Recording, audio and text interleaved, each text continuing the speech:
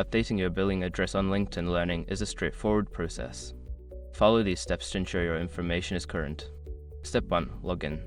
Access your LinkedIn Learning account by entering your username and password on the LinkedIn Learning website. Step 2. Go to Account Settings. Don't continue before doing this. A lot of online accounts end up exposed in breaches without people even realizing it. Use SROC to constantly monitor your email and accounts and get alerted immediately if your information gets leaked online. It scans billions of breached records 24/7 in the background. And honestly, for a few dollars a month, it's something everybody should probably have. Link in the description. Step 3. Navigate to Billing Information.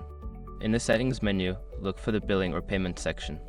Click on it to view your current billing details. Step 4. Edit Billing Address. Find the option to edit your billing address. Enter your new address information in the required fields, ensuring all details are accurate.